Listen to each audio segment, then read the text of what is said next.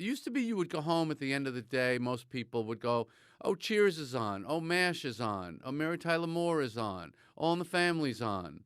You just expected there'll be some funny stuff we can watch on TV tonight. Well, guess what? Where is it? This is the result of the extreme left and PC crap.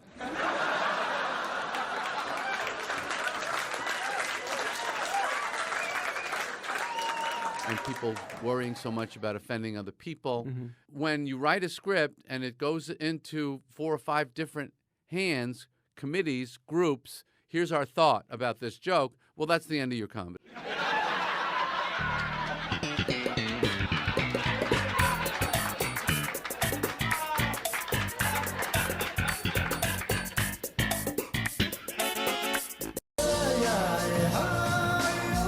Imagine a podcast where time drifts slowly. A podcast where Isaac carries you away.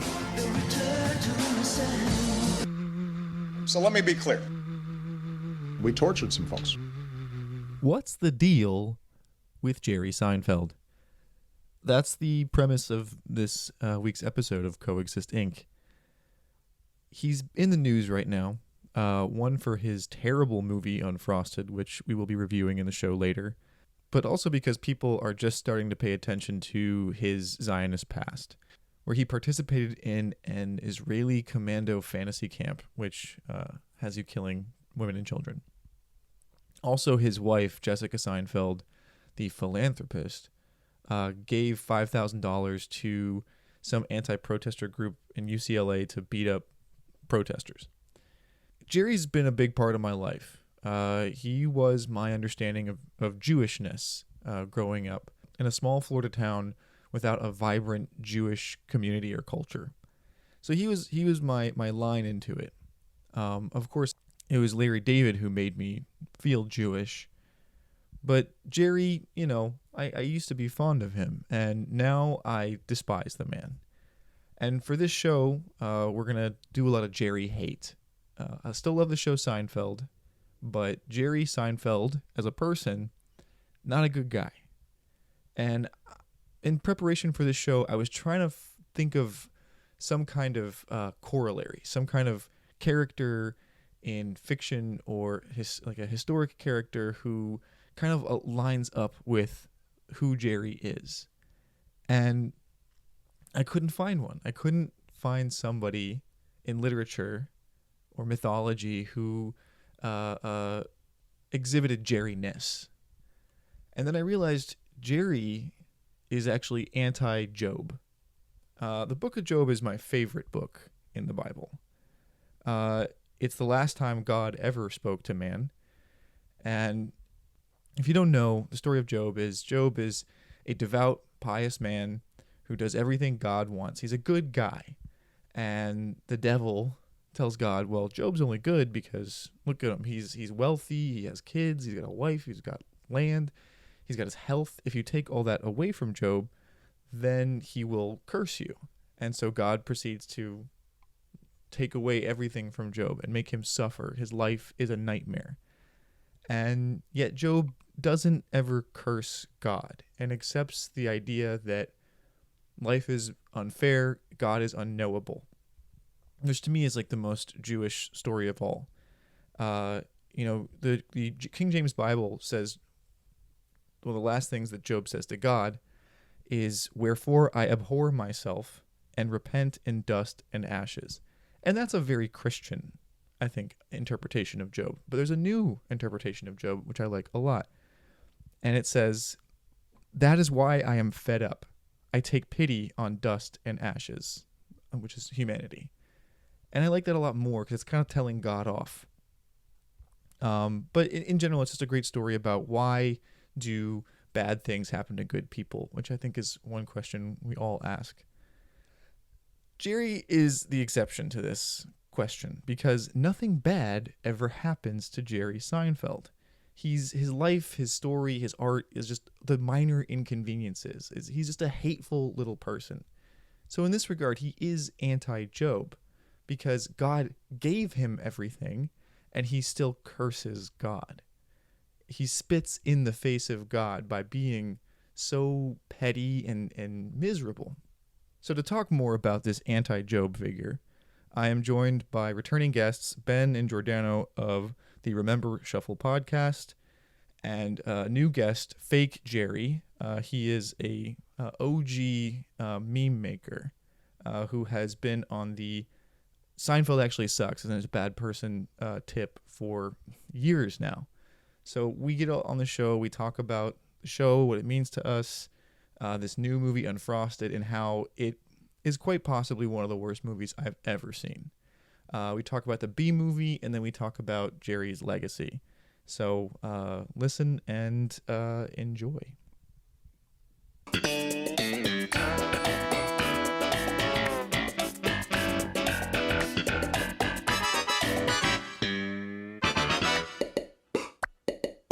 And I currently am deadlocked in 2 fake lawsuits, one with Seinfeld, one with Jimmy Buffett, because I did the same joke twice. Like 2 years ago, I told everybody that Seinfeld was suing me, and I made the same fake cease and desist list, which is not hard to do. And enough people bought it where I was like, all right, well, I guess I won't reveal the joke. And then with the Dark Margaritaville thing, same deal. I was like, it was on April Fool's. So I figured that everybody would just be like, oh, that's funny. That's a joke. But enough people were like reaching out to me like, hey, man, you'll be all right. Like, you're good. I even had somebody today send me a message like an hour ago that was like, hey, what's going on with like the naming thing? Are they still after you? Or are you going to take it to the high court? And so it's funnier to me to just let these things go. And it's like the way I prefer to do jokes anyway is just to totally blur the lines. But those are 2 like unexpected successes of like, I just thought this would be like a funny 5-minute thing that everybody would be like, haha.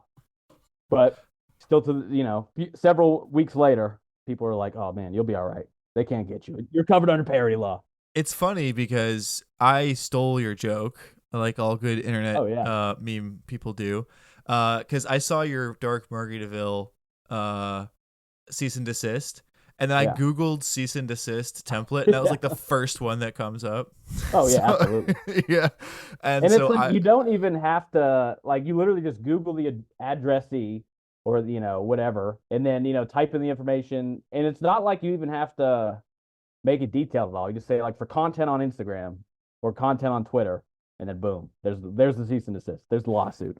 I used the address. I used Bernie Sanders' address in Burlington, Vermont. And for the signature, I used Hitler's signature. Oh, nice. This is for the COEXIST hats I sell. I literally sold like 40 hats because of the cease and desist on April Fool's. Hell yeah. Nice. And I don't feel bad about it at all. I want to make that very clear. Like, it's April Fool's. You can't, like, you can, I think that's like, it's like the purge, but for scammers. Like, if you fall for anything on April Fool's, that's on you. That's fucking on. That's like getting molested by Stephen Hawking. That's on you. Okay? You can't blame anybody else. Thank you guys for joining me. I am not as formal as Ben and Giordano's show, Remember Shuffle, which is one of my favorite podcasts. I just kind of like lean into it. But this is all of us meeting for the first time. I mean, I've met Giordano in person. But we're here to talk Jerry Seinfeld. And I think right off the bat, I think we have to all say fuck Jerry, right? Like, we're all in the fuck Jerry campaign. Like, that's the side we're on. I don't know. I mean, I think with this whole, pro-Israel thing, he's making a lot of good points. He's kind of converted. No, I, for the record, as somebody who has, been obsessed with the show Seinfeld, I hate Jerry Seinfeld.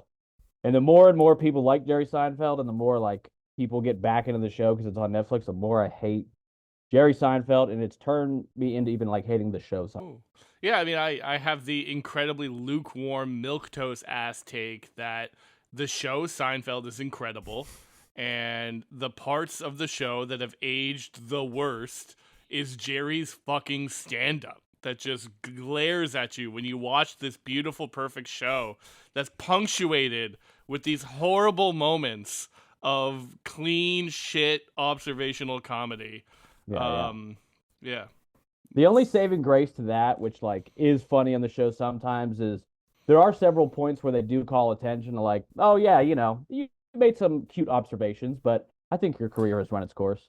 So there's like an awareness of that, but it is still like when you're powering through that show, it's like, oh, we got to do this again for like every episode for like 6 seasons. Jerry's like a viral moment that never ended. Like everyone has like their 15 minutes, but Jerry's is an infinite 15 minutes. Because he's responsible for a certain kind of observational comedy, but that's been it. That's all he's ever given us. So as a means of being somewhat formal and organized here, what I'd like for everybody to do is introduce yourselves, and also like what Seinfeld, not just Jerry but the show combined, like means to you, because I think we're all about the same age here. We're all millennials, I believe. And so we grew up with Seinfeld in our homes, I think, like growing up as children. And so I want to know what Seinfeld meant to you growing up, and how maybe it has informed you as a more whole person. I'll go last. Let's Sorry. Cut out my laugh. It's giving away the punchline because I know it made Jordana fucking less whole. Yeah, I'm not cutting that out. I'm lazy. I'm not doing that much editing. This is raw and uncut stuff, unfiltered. So let's start with Fake Jerry himself. Okay, cool. Fake Jerry, go on. All right. So honestly, oddly enough, growing up, I didn't really watch Seinfeld very much. And actually the first episode that I ever watched was the finale, and I was in like 2002 or 3. Because I like had heard a lot about it. My dad was a big fan of the comedian John Panette, who's the fat guy who gets robbed in the finale. And then one day I was like, I should probably watch the show, and I started there. So I started at the finale, and then after that I was like, okay, I'll get all the seasons and work through it. But the funny thing was my dad growing up was always throwing out like anti-dentite and, just other references to the show, which to me as a kid, I was like, oh, that's funny. My dad's fucking hilarious. And then eventually when I went back through the show, I was like, damn, my dad stole so many jokes from Seinfeld, but like respect, because I've stolen so many jokes from Seinfeld. But I would say in like the late aughts, I was like obsessed with Seinfeld, or, watched it religiously. It was like my go-to. I'm just sitting at home alone. I'm going to put this on.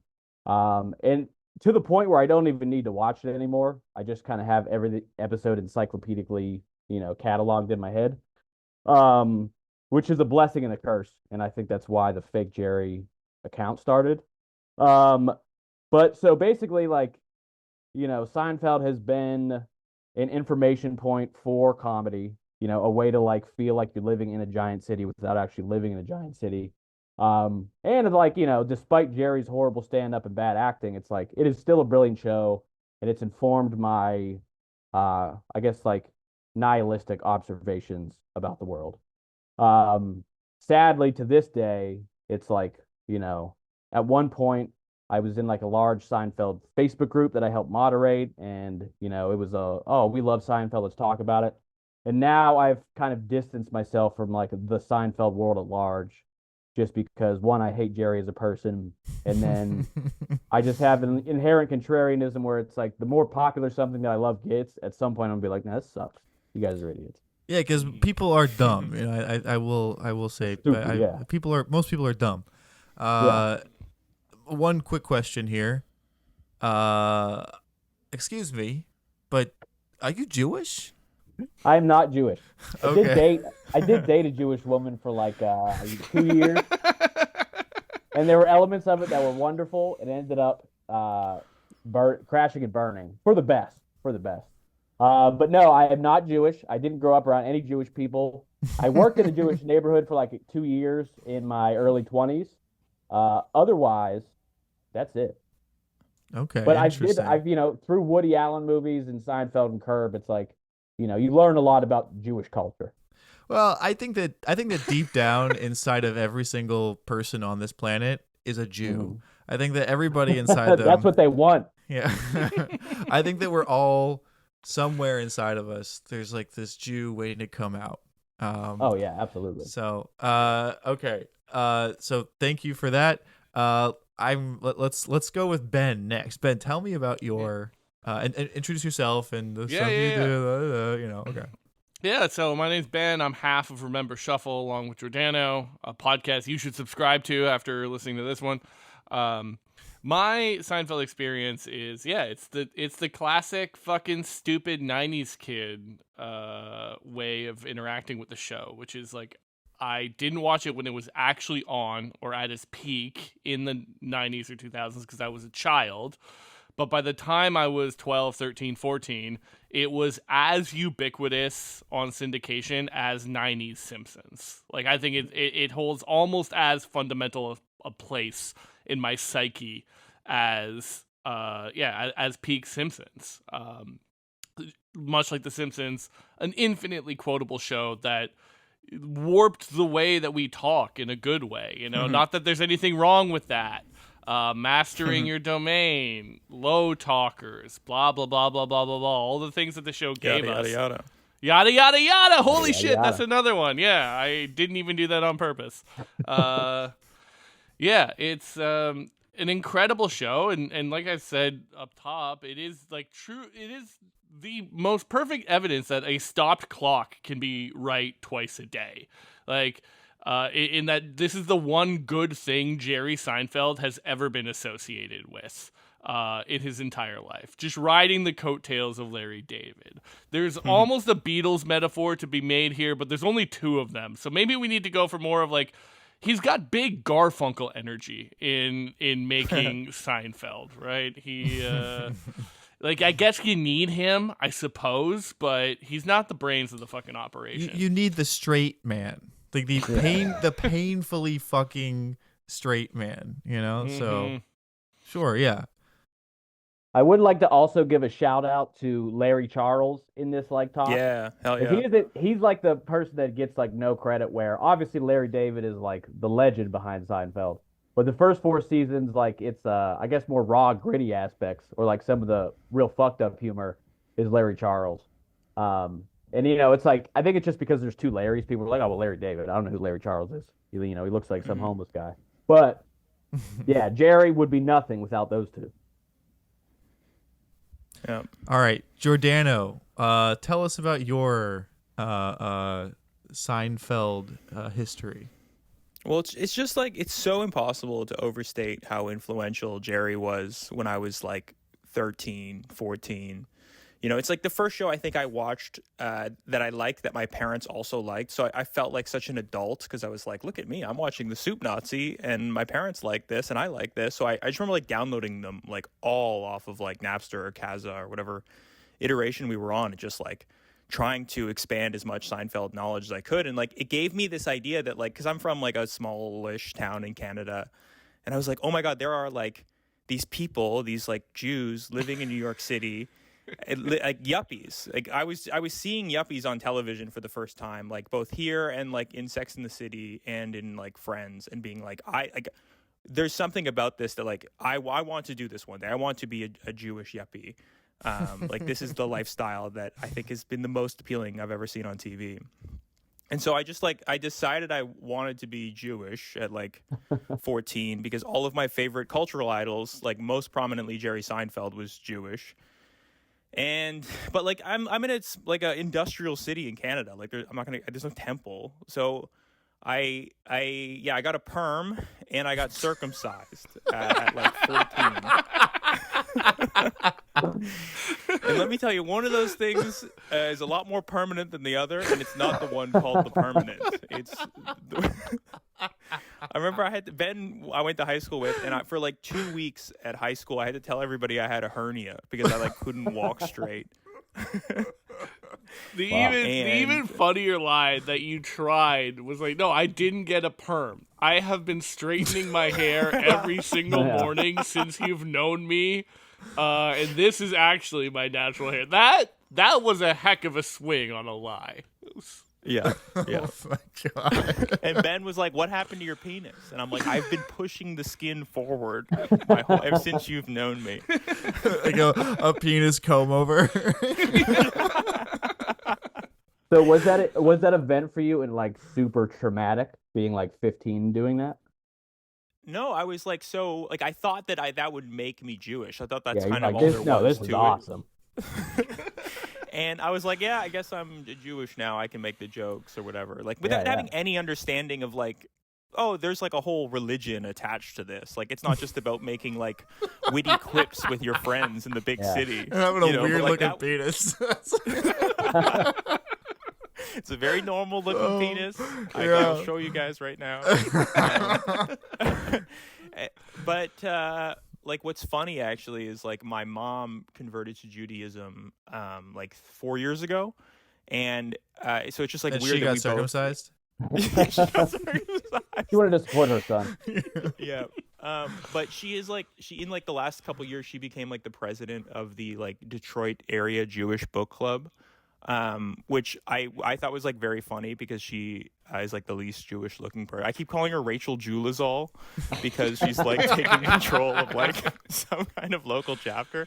But it just like my fake Judaism seems to be genetic. But it's just like also like as a result of my like idolization of Jerry Seinfeld, like it's been so disappointing. Like kind of ever since like Comedians in Cars Getting Comedy.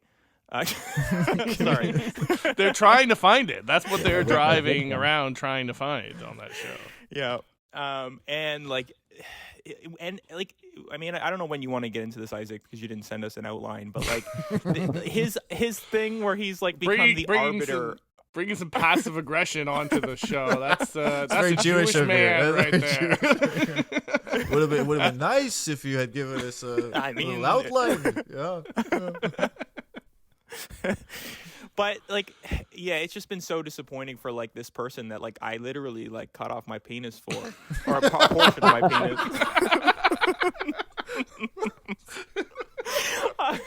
You cut off your penis, Kramer. Why? Oh no! I've become Jewish, Jerry. I've just got circumcised. I don't know if it was ever made clear if Kramer was Jewish or not, but yeah, it's been really horrible where I'm like, it's tough. It's like an uncle that you love growing up and then you get older and you're like, this is like a racist asshole. Yeah. So it's been tough, you know? Well, so I remember like when I, was like as a young adult or like, I guess late teen, getting into like Seinfeld really. And at that point I was still like, Seinfeld's not really funny, but like, it's the show Seinfeld. He's got to be cool. And I think at that point, being like, a young liberal kind of guy, I was reading his Wikipedia page. And at that point, it was like, oh, man, Jerry Seinfeld gave money to George Bush. Damn, that really sucks. And now years later, it's like, that's, absolutely nothing compared to how horrible of a human being he is just across the board. And everything that we've learned and everything that he still do now, it's like, I set myself up when I was younger and just naive. But now it's just, tenfold what my 18-year-old self could have ever imagined.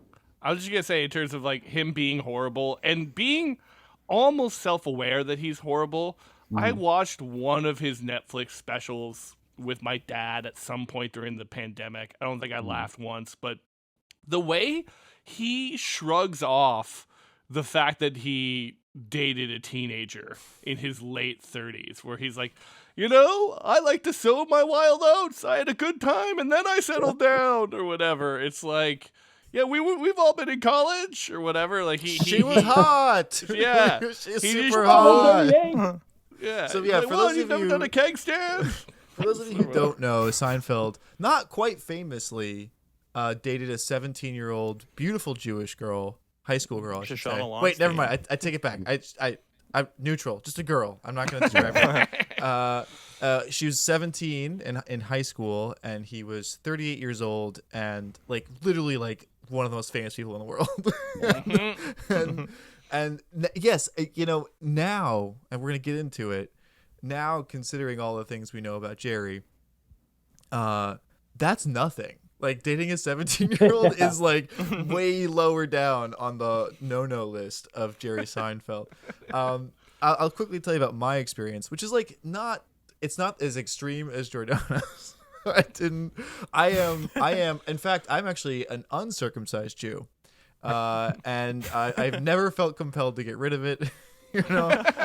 I scoured the real Bible, not the fake New Testament one, but the actual Bible, and in it, Abraham uncircumcised. Okay, in fact, what they did was they cut off the tips of his slaves' penises and threw it on his feet to appease God. All right, so that's what I did to make God happy. But yeah, I grew up like Jewish-ish. My father's Jewish, my mother's Episcopalian, so technically not. And I didn't go to temple beyond preschool or whatever. All my friends were also half Jewish, oddly enough, growing up. And but like Jerry and the show Seinfeld was this connection to this larger Jewish noosphere, this Jewosphere, I really felt connected to it in a way that I didn't to the Florida town I grew up with. And so a lot of my Jewish identity, my sense of self, my humor, whatever else, was absolutely tied into watching the show Seinfeld. It was my window into this thing that I thought I belonged to. It also gave me a lot of neuroses that I as a child that I shouldn't have had, being worried about going bald in 5th grade is not something. And it was something I was so freaked out about it because George was just like, your life sucks. It's never gonna be good. Correct. Ben's nodding. Yep. It's entirely true. Yeah. So it instilled in me these fears that I think if I talk to a therapist about them, I'd be like, yeah, probably Seinfeld did that to you, I think.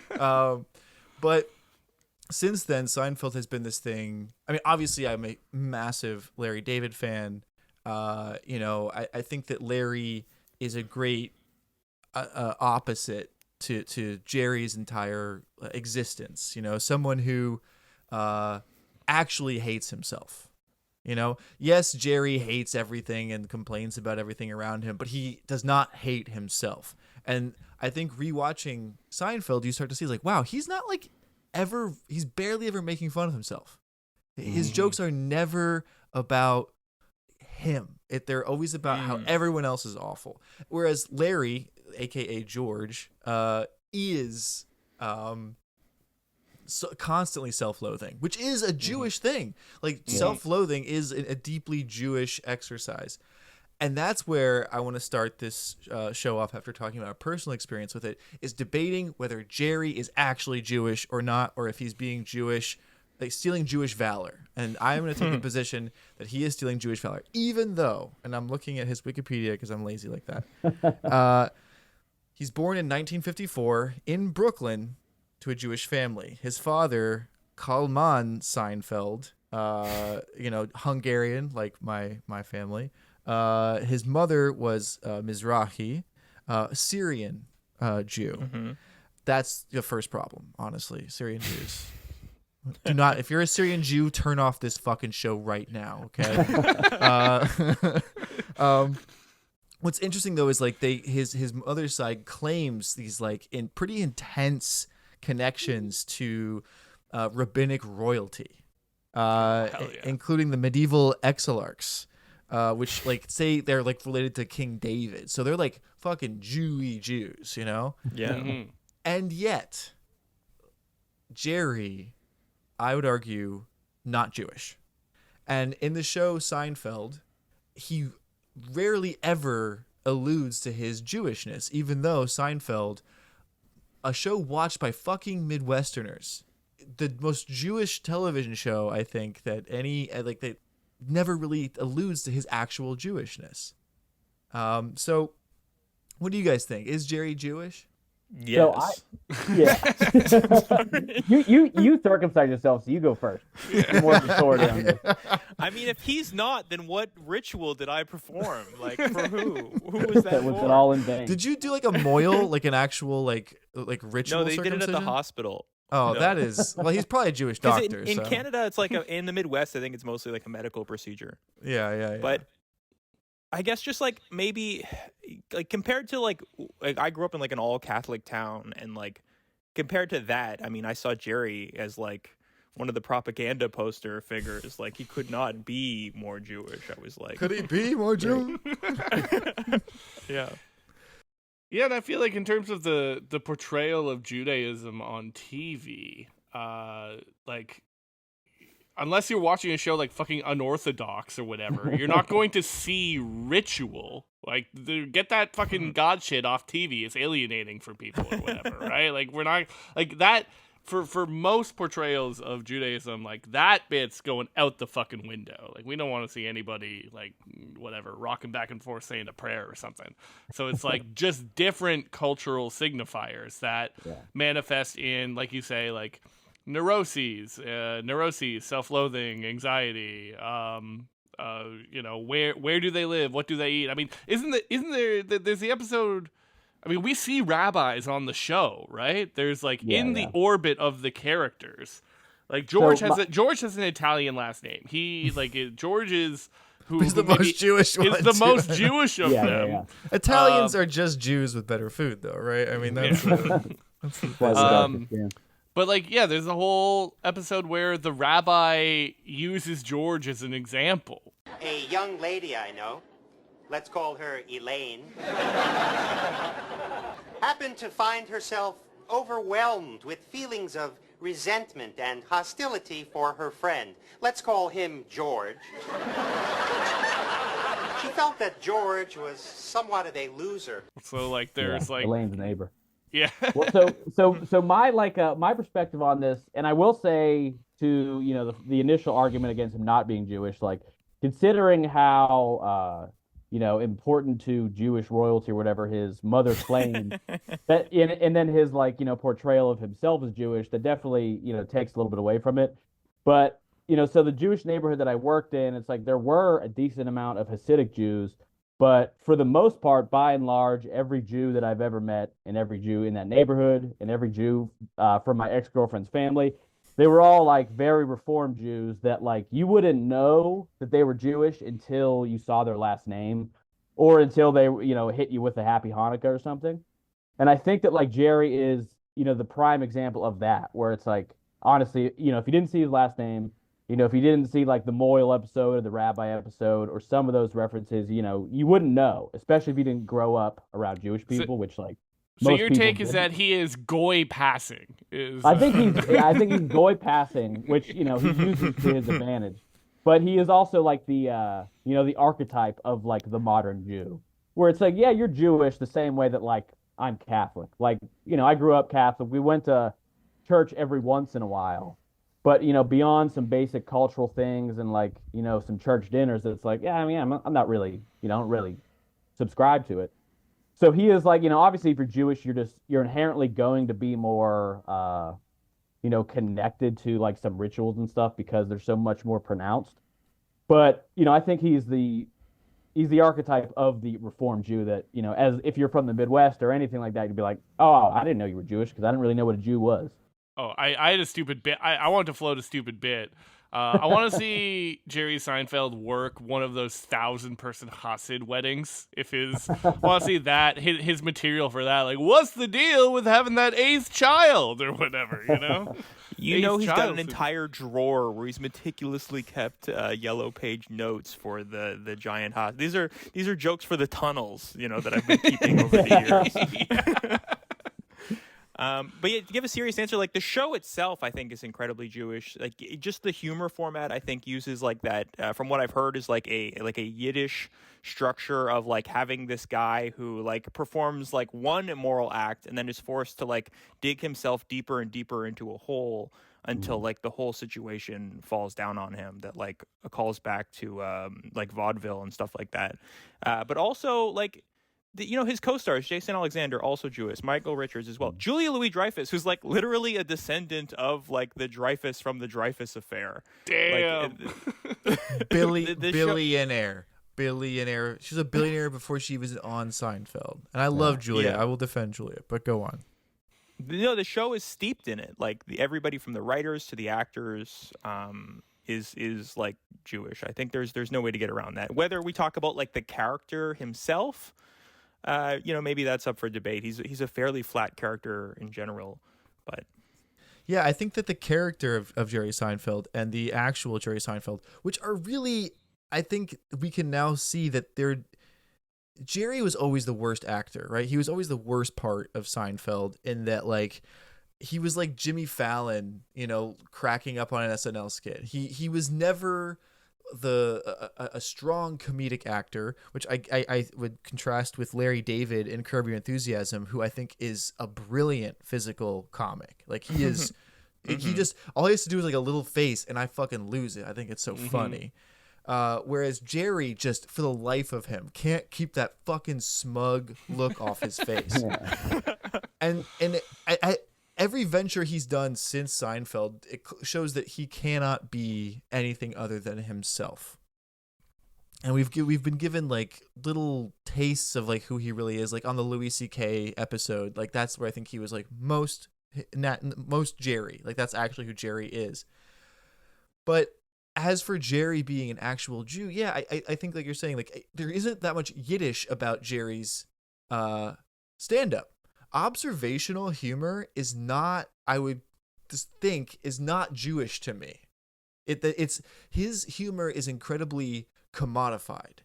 It's all about like cotton balls and cereal and just like shit you buy from the fucking grocery store, and like the inconveniences that Midwesterners experience, not the existential fucking nightmare that it is to be Jewish, aka human.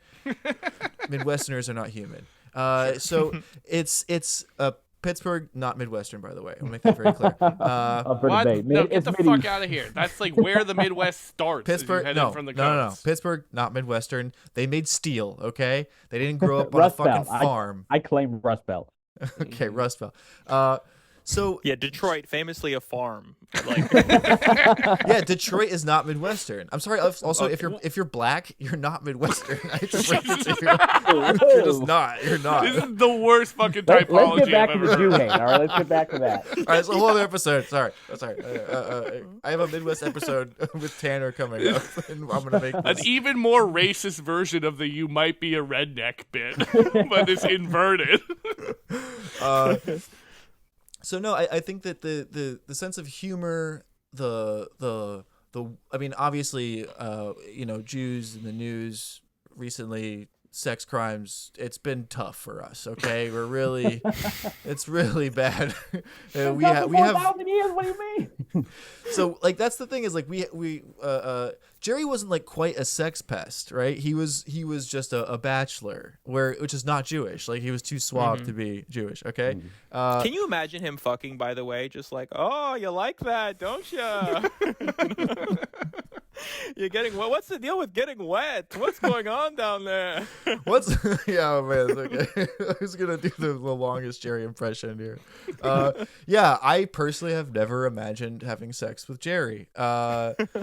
What's become clear, especially in the B movie, and most recently Unfrosted, which is kind of the impetus. Well, the impetus is really like the Zionism, really, which is also, if you're a Zionist, you're not fucking Jewish. I want to make that very clear. You're not a Jew if you're a Zionist. It's a schism. They're as different as like the Protestants and Catholics. We're not supposed to be there. We are a landless, wandering people. That's our fucking shtick. Okay, we should not have a homeland, and clearly, the past fucking 70 plus years has shown you we cannot have one. Okay, we should not have one. So Jerry's Zionism, his absolute fucking terrible media career post Seinfeld is proof he's not a Jew. And in fact, what I loved was that in Unfrosted, which I forced us all to watch, which is I owe you guys pretty big for watching this, and we'll talk about it right after this. His name is Robert Cabana. He couldn't even be a Jew in his own movie. All right? There's no Bob Cabana is the most fucking Protestant-ass name I've ever heard. It is not a Jewish name. He can't even pretend to be a Jew. So I think that it is further evidence that Jerry is not spiritually Jewish. He might be uncircumcised for all we know. I'll hit up Shoshana to find out. But that's my any rebuttals. You guys got anything else to say? We move on to Unfrosted. I mean, I think the if you're a Zionist, you're not Jewish. Argument's ironclad, and I'm convinced. Okay. Thank you. I have to explain it all the time to people, but it's not. Yeah. It's the least Jewish thing in the world. When I was in Israel, I was in Israel for a couple months in 2014 during Operation Protective Edge, which is weird. It was fucking weird.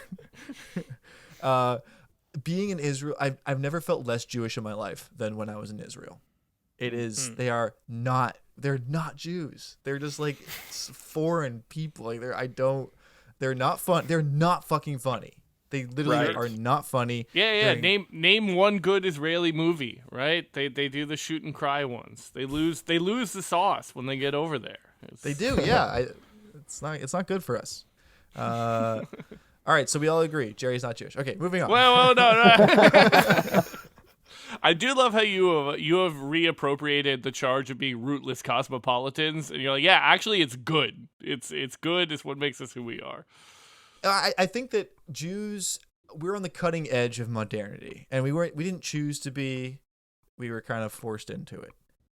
We were forced to being the first like diasporic landless people, I think, or at least I'm sure that's not true, but in this story it is. We had to learn to be modern humans, which is unrooted. We do not have a relationship with the land.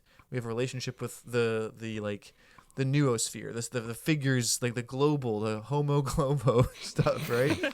So we learned how to do that early on, which is why we're so good at it now, because we just had a head start, not because we wanted to, but because we were forced to. So everybody in the world is just catching up to us. You guys are just all the existential crises, all the humor, in fact. You guys are just catching up. It's us. We're all Jewish. We're all Jewish deep down. So anyway, are we good? Okay, should we get to Unfrosted? The thing I made you watch? Do it. So Unfrosted. Could I ask everyone one question? Was there a single joke that elicited even one polite chuckle out of you in this film? Because I'll say Jim Gaffigan got me with one line. Same. Yeah, and it was like the joke that they repeated like 1,000 times throughout the movie. But the first instance, I was like, haha. Which joke? Wait, the one where like Jim Gaffigan's like reading the paper and he's like, "Oh, Vietnam, that sounds like a great idea." That's the exact one that I laughed at too. Yeah, Vietnam, that sounds like a good idea. It's like, it's like, haha. And then they made the same joke 1,000 times, which is like, "Oh, we know how the future's gonna go, so let's make it." It's like, guys, you can't just keep hitting the same note. Like it's not going to be unexpected. I was going to say the kid getting the box of Pop-Tarts and saying like, you know what, leave the box. That might have got like a little out of me. You know? So I took 3 pages of legal pad notes, and I mostly wrote down like, oh, this joke was the worst. I was like, oh, the first like Nazi joke was like, okay, that's like slightly clever, and then like 3 Nazi jokes in later, I was like, okay, that's one is just, most of the jokes are just rehash Seinfeld stuff. But I think I wrote mood landing fake, only good joke. Not that I can even remember the joke, but I think jokes about the moon landing being fake are like, oh yeah, that's something I like. You know, that's for me. But I can't find. I swear I wrote down like best joke in the movie on this, but I can't find it. But I was pretty flat the whole fucking movie. Yeah, it was worse than the Emoji Movie. You know, I think the only time I laughed was when Jack Breyer blew up. That was it. And you were just happy to see somebody die at that point. Yeah, maybe that was it. I didn't think any deeper than that. For me, it was just, first of all, Jack Breyer, great physical comic, big fan of his. There are a lot of people there who I typically would like, or I've liked their work in the past. And the fact that Jerry has this power to call up someone and say, come on the show, or come on my movie. Oh, I doubt they even got fucking paid, honestly. And they just, the fealty that comics in this country show to Jerry Seinfeld is pathetic. Like there have not too many people have stood up against him. He's untouchable. He's kind of like Michael Jordan or Kobe Bryant. I think he's closer to Kobe Bryant because Kobe Bryant was a fucking rapist and he gets away with it. And now he gets to like die a hero because he he was impatient and killed his own daughter by saying, "No, take the fucking helicopter out there." It's his fault. You guys know that, right? Kobe Bryant demanded that this pilot go. Okay, we're getting back to the Unfrosted movie. Oh yeah. The what? That was I think like one of the most like disconcerting parts of the movie for sure, was just that like there's probably like 35 guest appearances from like every notable actor you know. So like not only are you disappointed with Jerry Seinfeld, but then every time like a new face comes on, you're like, oh fuck, they were a part of this too. Like like Bill Burr, Fred Thomas Lennon, Armisen, like. Yeah, Fred there was good, probably man. 35 famous actors in this movie, and it's like, oh fuck, Jerry's taking them all down with him. Yeah. I feel like Jerry saw like Magnolia recently. And he was like, "We're gonna do that with Pop-Tart." Well, it felt longer than Magnolia too. Yeah. Actually. So I think my least favorite, and like I guess one of my biggest questions about the movie is like, who was the fucking target audience? Yep. Because half of it Yes. feels like, okay, is this for kids? And then other half of it is like, okay, I guess like a lot of these jokes are kind of like, oh, we're gonna grab you by the nut clusters and stuff like that. And it's like, okay, is that for like young teens?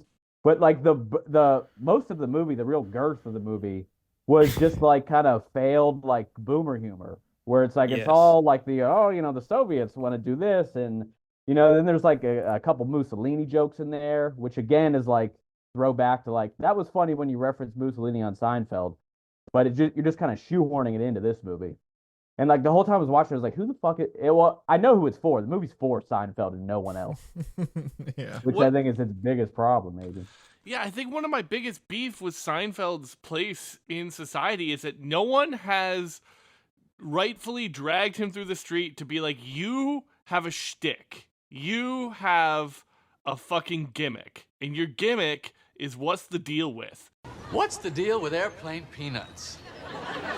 And that's all you can do. And if you try and paint outside the lines for a fucking second, you give us the goddamn B movie. Or you give us this abomination, this Frankenstein's monster of like, all right, we're going to have just serial Mad Lib word puns throughout the entire every film. fucking joke. Grandma's Holes. Remember that one? That was like a fake cereal they came up with. And it was there was nothing fucking funny about this. And I think you're absolutely right. This was just Jerry exercising he just is a demon. He doesn't have demons. He is the demon. The cultural references. He's born in 1954, so he grew up in the post-war boom, and he never suffered a fucking second in his life. And that's also why he's not Jewish, right? I'm going to bring it back to the main thesis here that Jerry's not Jewish. Like, he had zero fucking struggle. He literally just, like, landed into, like, gold pot after gold pot. And so, for him to make a movie where he waxed nostalgically about this period of time is very funny to me. The fact that he's also a fan of Kellogg's, like he obviously hates Post, and loves Kellogg's. Giordano, maybe this is part of your connection here, that he loves Kellogg's, and it was actually Dr. Kellogg who made circumcision a normal procedure in the United States. Did you guys know that? Yeah, for the Gentiles. Yeah. Thought it would discourage masturbation, but life found a way, at least in my case, somehow, some way. It's wild that he took like a real person and managed to like who actually like is a kooky character, like cartoonish figure, and managed to flatten like even this one interesting aspect of the story.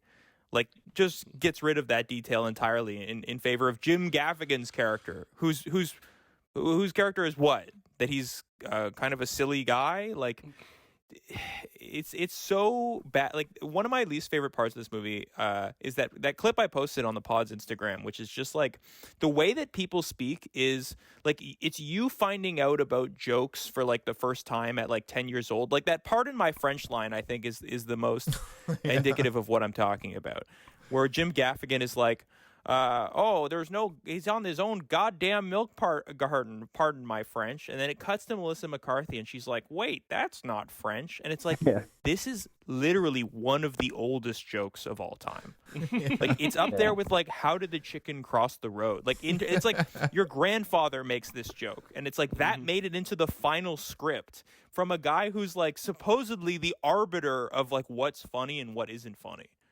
It blows my mind. I would love to ask Jerry, like, pardon my French, really? Like, this is the best. This made it into like a $30 million movie or however, maybe more.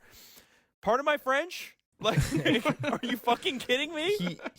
The other thing he did that was also incredibly juvenile was he's known to be a anti-blue comic, right? Like, he doesn't like swear words or raunchy humor, but in this movie he made a lot of butt jokes, and they were terrible. I mean, they were so bad. Like when Gaffigan says, "You'll find yourself on the business end of a cow."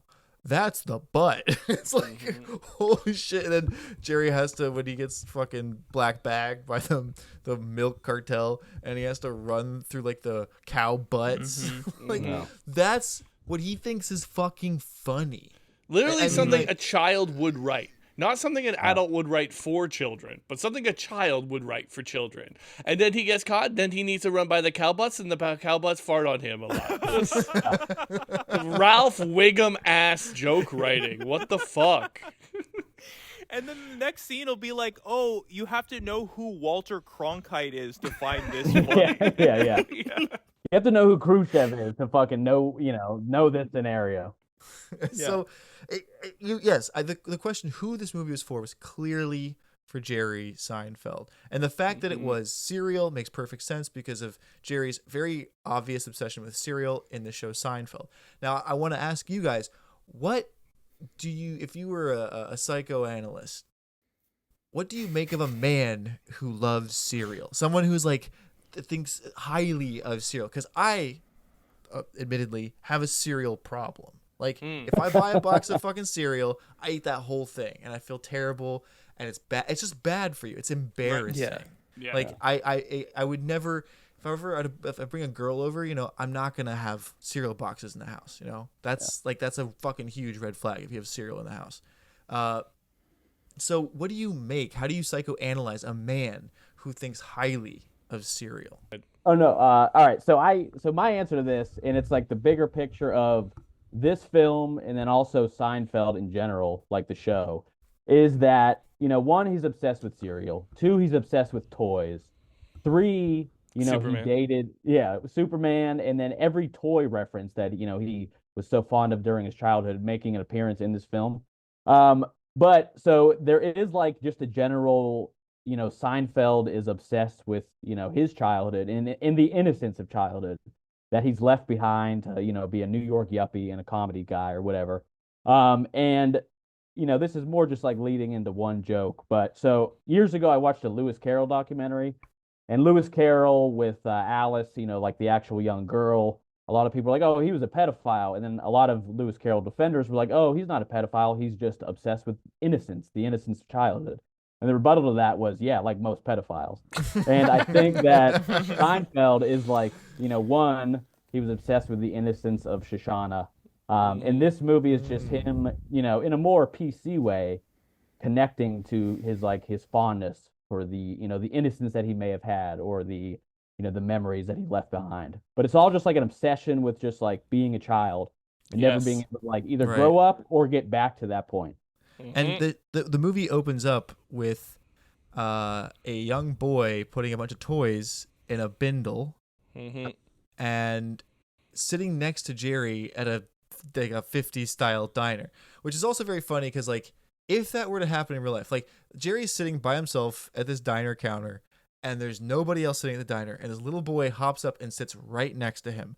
Jerry, the real Jerry Seinfeld, would be like, "Why the fuck are you sitting next to me? There's all these seats." he wouldn't like actually like be like, "Oh, I'm gonna distract." Can't you this see, kid. you little cretin? There's all these empty seats.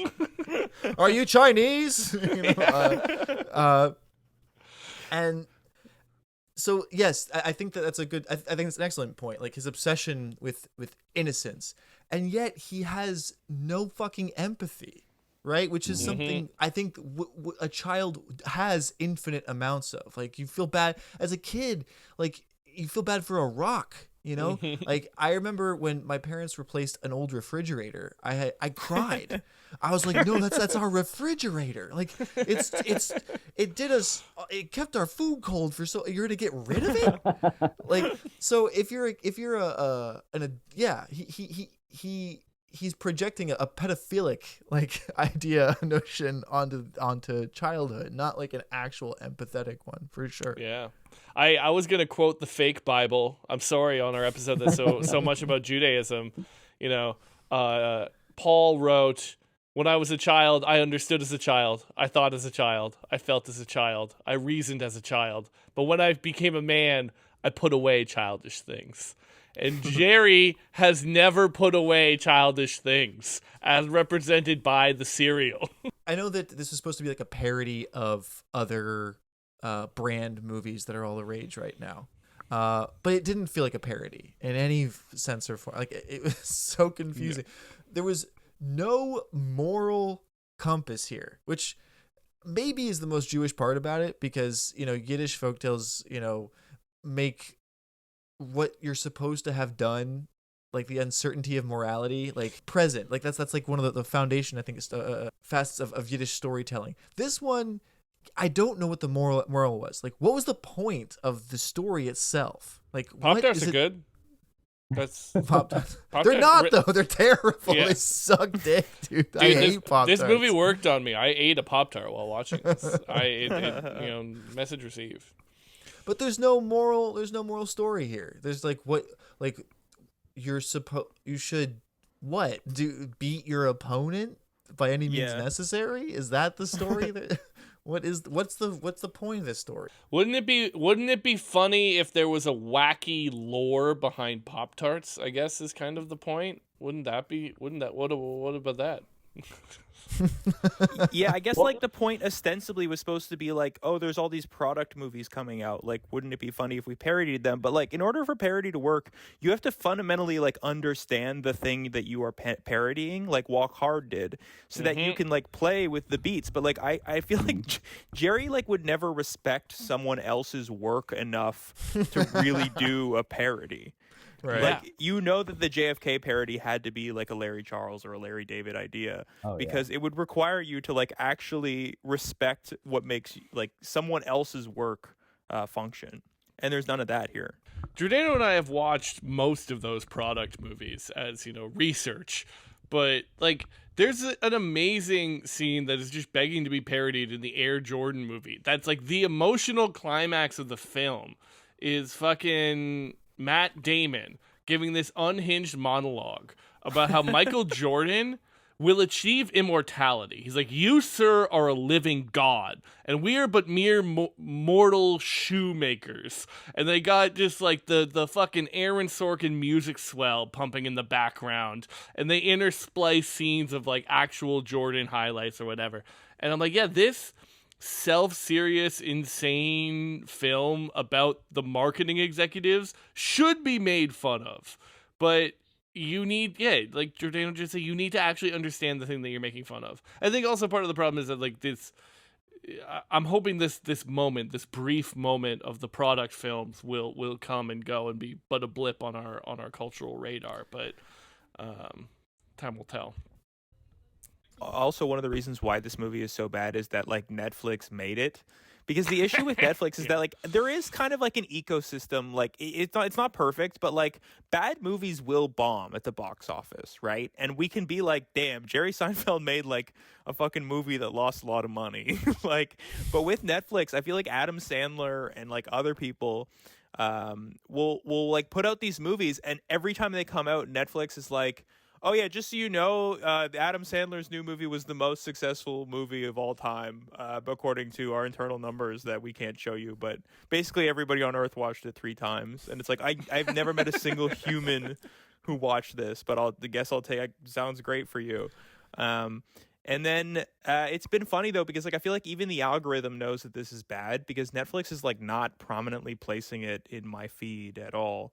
But it just sucks that like with like this system that isn't relying on box office numbers, that we don't even get the catharsis of like being like, haha, you made a fucking bomb with your fucking awful passion project.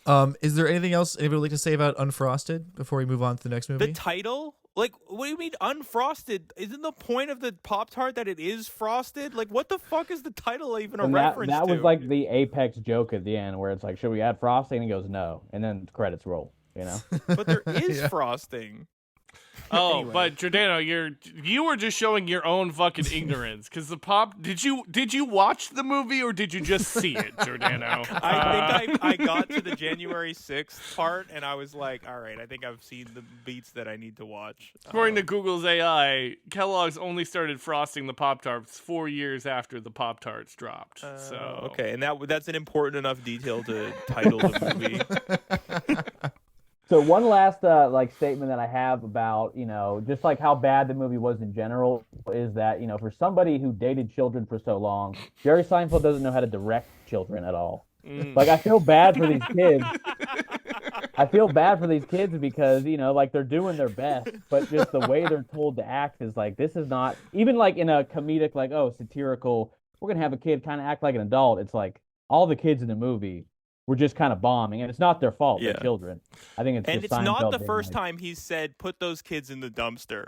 yeah, dude, imagine if you were a QAnon pilled guy and you watch this movie. You already think that all the Hollywoods are sickos and pedophiles, and you know that Jerry Seinfeld has dated children. And there's a line in which a character just says, "The children yearn for the goo."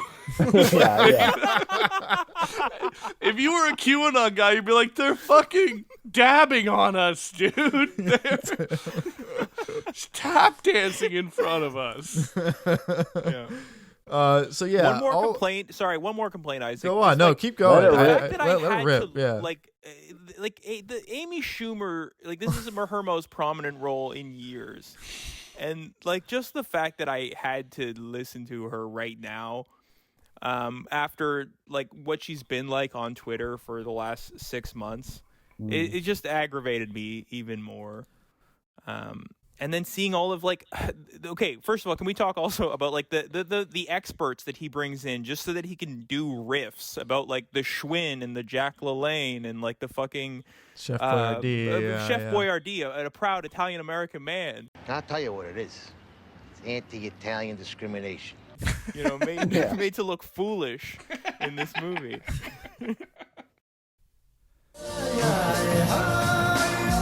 Imagine A podcast. where time drifts slowly, A podcast. where Isaac. carries you away. So let me be clear. We tortured some folks. You are now listening to part 2 of What's the Deal with Jerry Seinfeld. If you haven't listened to part 1, what are you doing? Go back, listen to the first part. It was only previously available to my Patreon subscribers, but now it's available to the rest of you cheapskates. Yeah, I'm talking to you people who love my show, and perhaps you show a lot of emotional support, and I appreciate and need that. I also need money, so please subscribe. I will be doing future episodes that will only live on the Patreon. I got one coming up very soon where I answer a lot of conspiracy questions I got on Instagram. It will be fun and a mixture of sincerity and all that other stuff I typically do. I got a lot of guff from some of my Midwestern theory jokes. They're not really jokes. I really truly believe that. I'm going to do an episode about that pretty soon, pissing people off about my Midwestern expertise, even though I've never lived there. But I have, however, lived in Southwest Florida, which has been invaded by Midwesterners, particularly the Ohio River Valley folk, who I wish would leave. Please go away. Also, be sure to check out Remember Shuffle. Ben and Giordano, who were on this Seinfeld episode, had me on their show to talk about the 2000 election. And it's a really good one. I got to recommend it, not to toot my horn, but also to toot their horn. Love their show. Love working with them. So if you like my stuff, you'll love theirs. So remember, go check out Remember Shuffle. And if by the end of this episode, if you aren't convinced that Jerry Seinfeld deserves nothing but your scorn, God help you. There's nothing else that can be done. I feel like the whole film was just like, so many 1 to 2 minute Seinfeld stand-up bits just strung into one long movie because he didn't want to do another special.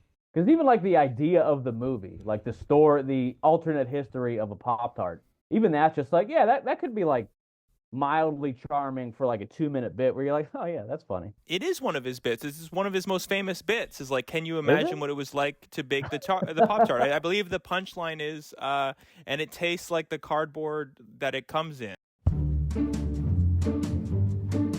I've probably been working on this for 2 years. Comedy writing is something you don't see people doing.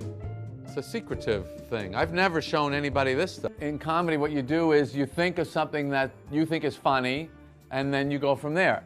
It's a fun thing to say, Pop-Tart. I like the first line to be funny right away. When I was a kid and they invented the Pop-Tart, the back of my head blew right off. And that got the whole thing started, that a specific part of my head blew off, not just my head, but just the back. Then I talk about shredded wheat, which was like wrapping your lips around a wood chipper. You have breakfast, and then you had to take 2 days off for the scars to heal so you could speak again. So in the midst of that dark and hopeless moment, the Pop-Tart suddenly appeared in the supermarket, and we just stared at it like an alien spacecraft, and we were like chimps in the dirt playing with sticks. What makes that joke is you got chimps, dirt, playing, and sticks. In 7 words, 4 of them are funny. Chimps are funny. Then there's the trying to figure out as a kid, how did they know that there would be a need for a frosted fruit-filled heatable rectangle in the same shape as the box it comes in and with the same nutrition as the box it comes in. In the midst of that darkness and hopelessness, the Kellogg's Pop-Tart appears. And they always laugh there because that indicates, oh, he's telling us a story. And then my next joke that I want to get to is chimps in the dirt with sticks. So now I'm looking for the connective tissue that gives me the really tight, smooth link, like a jigsaw puzzle link. And if it's too long, if it's just a split second too long, you will shave letters off of words. You count syllables, to get it it's more like songwriting. Then I had to figure out how to end the thing, and that's the hardest part. If you have a long bit, the biggest laugh has to be at the end. It has to be. It can't be in the middle or the beginning. And this was very daunting. Once this Pop-Tart had come into the world, I didn't understand why we were still eating other kinds of food, because this seemed to be definitely the new way. 2 in the packet and 2 slots in the toaster. Why 2? 1's not enough, 3's too many. And they can't go stale because they were never fresh. They can't go stale because they were never fresh. That took a long time. And like it's not a bad bit, because Jerry has like analyzed every syllable to make sure that it scientifically makes sense or whatever. But yeah, no, it is based off a premise, and I think on Howard Stern he even said like in 1997 he was like, I'd love to make a Pop-Tart movie one day. You got in Battle Creek. 3 decades. It's just like, on it for that long. There's such a thing as like you overwork the joke. I think that's maybe he's guilty of that with this. Yeah, I mean the movie, like you talk about bringing on the experts, which allow him to talk about the Schwinn bike and all of his beloved products from his childhood. But fundamentally, this movie, like, if you're gonna be a parody, you need to parody one thing: Spaceballs, Star Wars, Robin Hood Men in Tights, that '90s Robin Hood movie, like Mel Brooks. master of parody. This is like 9 different parodies, but again, like I'm going to pair it with Giordano said. Jerry actually didn't watch any of these movies. So it's a parody of the Product movie as like the major frame. Then it's a Right Stuff parody, okay, because it's like the moon landing space stuff. Then it's like a vague gangster adjacent parody with El Sucre and the Milkmen, but again, like not actually ripping off Godfather or like any actual movies. Yeah. It's just like the vibe. And then there's like, we got to get that Mad Men bit in there too. Oh yeah. It's just this grotesquerie. It's a fucking Cronenberg of parodying. Just this fleshy blob of all of these different things. The worst like 10-second joke that, you know, I don't know how many people caught it, but it was also the most like boomer joke in the movie. Is the one scene where they're like, we'll do it raw, which is a parody of the Bill O'Reilly. We'll do it live. We'll do it live. And that was one where I was just like, I don't know where you're going with this, Jerry. And I feel like there are very few people that would even pick that dumbass joke up. But that was one moment where I was like, what am I? Are you trying to be political? You got like a January 6th and a Bill O'Reilly reference. And then you have the PC joke where you're like, they don't like to be called bums anymore or whatever. Oh God, yeah. Also, it's like, if you're so uptight about like PC culture, like, okay, then make the movie actually offensive. You know? Yeah, I know. Give me something just like fucking reprehensible. I mean, he is fucking horny for Pop-Tarts, dude. Like, it's like the shot of. Have you ever had sex with Pop-Tart, by the way? No. American Tart. American Tart, yeah. But no, like the final scene in slow motion that like zooms up on like pushing down the lever and the slow burning or whatever. It's like, this is Jerry Seinfeld's equivalent of the train going into the tunnel to indicate penetration. Is making a pop. And they keep talking about creams and goos. Yeah, I didn't pick up on that stuff, Ben. You know, so I don't know. You should ask why you noticed that so clearly. But just before we move on, Ben, one thing Ben and I always say, we say on our podcast all the time is like a reference is not a joke. We said it about like the epic movies, about Family Guy sometimes, but like you can't just reference something and have that be the punchline, you know, which is like so Miller often what Jerry Seinfeld. Yeah, it felt like he had, like you said, like, you know, he seems like a meticulously organized person, and he had these filing cabinets filled with jokes, quote unquote, and just fed them into ChatGPT and said, make me a movie about Pop-Tarts. And you're right, like it moved so fast. Like it was so hard to get a grip on this movie and get a mood or anything. It was just it felt like punishment. It was just nonstop dog shit. And not even in a fun way, because like Adam Sandler, for instance, who I think kind of has like, there's some overlapping qualities between the two. Jewish boy, good Jewish boy. But I love how bad Adam Sandler movies are. Like they're really, really dumb. And those Netflix movies that he got like $100 million deal, then like constant champagne first class trips to Hawaii to make the worst fucking movies imaginable. I love them. They're really fucking funny to me. Like, you know, where he's like a secret agent and like David Spade has to like suck someone's balls for no apparent reason whatsoever. I mean, it's just like, that's funny. Like that is like really, really bad. I don't care who you are. That there's funny right there. Yeah. And he knows his audience, you know? He knows either like children or just like people that are stoned, just like, let's put on that fucking new Adam Sandler movie, have a good time. Critically, Adam Sandler has not decided to become the arbiter of what's funny. He's not like, oh, you can't make jokes you can't even make jokes anymore because of PC culture. No, dude, he's just hooping. He just goes and plays pickup basketball on like random courts in public parks. So I'm a big Adam Sandler fan, even if like he's also a Zionist for sure.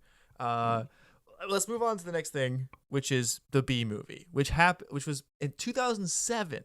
Was B movie. So 17 years between B movie and Unfrosted.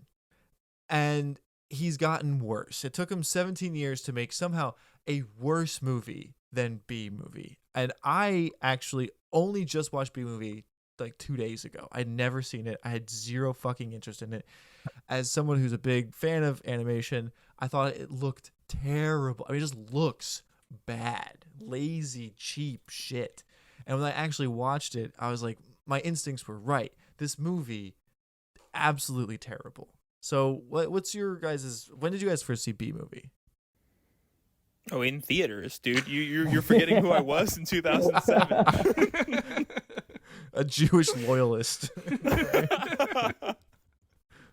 Yeah, I saw it in a theater too because with my girlfriend at the time, we went to see another movie, but it was sold out and B Movie was playing, so it was like, all right, let's go see B Movie. And then I was totally just like, this was a movie. It was totally innocuous to me at the time. I was like, I'm just trying to, finger fuck you later. I don't really care what we're watching. And then it wasn't until I was, the same reason I watched Unfrosted, because I had watched an Unfrosted like review video and I was like, all right, that's enough. And then you were like, you want to come on the podcast? I was like, all right, I guess I got to watch it. But I rewatched B Movie before I went on the Clout Theater podcast. Shout out to them. And yeah, I mean, same deal with that. I think I had 4 pages of legal pad notes of just like, is this movie pro-communism or pro-capitalism? And why does this lady want to fuck this bee so much? And same deal where it's just like, all the jokes are just like Jerry pulling out, oh, I got some in the bee cabinet. I got some jokes hidden away for this.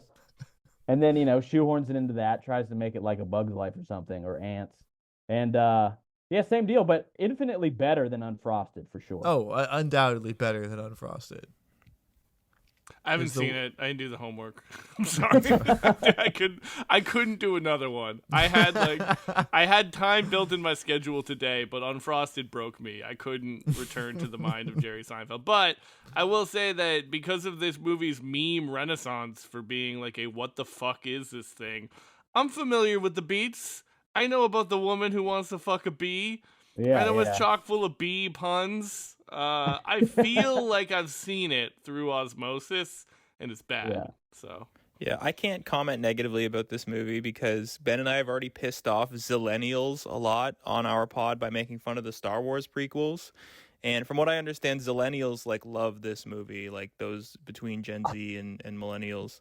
Yeah. And they're pretty rabid in the comments, so I'm going to politely decline to comment on the B Movie. Well, because for them, it's like all they have is like the later ironic attachment to it, where it's just like, we saw the Rule 34 B porn, where we were like, that's funny. and then also, yeah, like all of the jokes of like, on YouTube, where it's like B Movie, but every time they say B, it speeds up. It's like, that was genuinely funny. But as an older millennial, meme person, it's like, okay, you leave that behind. These kids, it's like, they're 12 seeing that, and it's just like their brain stopped at that. And they're like, no, B Movie by association of the memes is a good fucking film, a good picture. Like the Star Wars movies. That's their exact argument with the Star Wars Jar Jar, movies too. And there is some. I mean, I finally got a joke of an old meme after watching this movie where the boyfriend, the cucked boyfriend of Renee Zellweger's character, the woman who wants to fuck the bee. And of course, Jerry has to be the love interest of some hot chick, even though she's not hot. They could have at least made her hot, Yeah, she's not Incredible's mom hot. Exactly. But she basically bails on her Chad boyfriend, played by the great Patrick Warburton. Yeah. And he gets mad because he's like, it was yogurt night. And then there's like these old memes that I only get now, where it says it's like a boy leaving walking solemnly down an alley, and it says, me leaving my girlfriend's house after she kicked me out so she could hang out with a bee. It was our yogurt night. And now that's funny. Like, I was like, okay, that's pretty. That's a good joke. That's a good joke. But the movie itself, really, really bad. And unlike Frosted had no moral backbone. There's no story. There was no reason behind it. The B Movie attempted at some kind of morality, right? It was trying to convey one of those animation, Inside Out, it's okay to be sad, Well, and then it's like stories. it's like the triumph of the individual. When you're a cog in the machine of some sort of industrialization. So it's like it did have some attempt at that, But yeah, like I said before, I think most of my notes were like, is this suggesting that like, the machine just needs to work better and uplift everybody? Or is it just saying that like, no, you need to break out and get your own fucking honey farm and, rise up the ranks on, as the individual? It's like it went back and forth so much where I was like, it has a moral compass. You just don't know what it is. It's just a magnet is being like swung around it. So it's like, it's just going everywhere. And yeah, in the end, like the conclusion of the movie is that the bees should get back to work. So it's kind of like it's anti-slavery, and it just you leave that movie being like, what is the point? What was the point of this at all? Why did I just do this? And I think that its legacy exists, like you said, in its memes. Otherwise, I don't think anybody would be talking about it anymore. And I think Jerry probably, even though it grossed like $300 million on a $150 million budget, I think that's still like considered back in 2007. That was still a flop, right? Yeah, when people were going to the movies, that's not money. Yeah. And I think they like when they teased the idea that they might even do a sequel, it was because of this meme renaissance that the B movie provided it. And I don't think Jerry, if he even looked at the memes, even if he did look at them, he would not understand. No. He would not get it because it doesn't exist in that structure of a joke that he heralds as like the golden ratio of humor. Mm-hmm. And so I want to talk about Jerry's legacy. I don't even want to talk about fucking comedians getting coffee in fucking cars. That shit sucks. It's just an interview show. It's so boring. It stinks. Yeah. The most interesting one is when you see Dave Chappelle go to a diner and order a hard-boiled egg. And even Jerry, who is himself a fucking weirdo, has to be like, whoa, what's the deal with your breakfast order? And Dave Chappelle has to say, like, it's so that you know that no one has touched it. Because you get to peel off the hard outer shell. And I'm like... It's worth watching. Sorry, go on. No, I was just gonna say, like, that's the only interesting thing about comedians in cars, and it's not a joke. It's just you being like, "Wow, Dave Chappelle's a crank."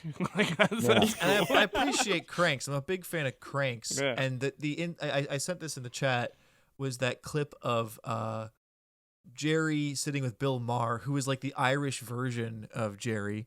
Very happy that Bill Maher is not actually Jewish. In case anybody didn't know that, Jewishness under review. He's not one of us. He's a fucking Irish Catholic, which also proves Irish Catholic, very funny, that somehow it can evade people, it can skip a generation somehow, the humor. So Bill Maher actually seems like a reasonable, nice person. They're sitting at some booth at a restaurant, and Jerry hands like a wadded up, like icky napkin to the waiter, just the napkin, instead of like putting it on a plate or to the side for when they bust it later. He wants this icky napkin off his table right now, and he gives it to him. He's like, "Here you go, Ben." And that's like that's why I asked his name. Like, and Bill Maher's like, "Why'd you do that? Like that? Like why'd you do, like?"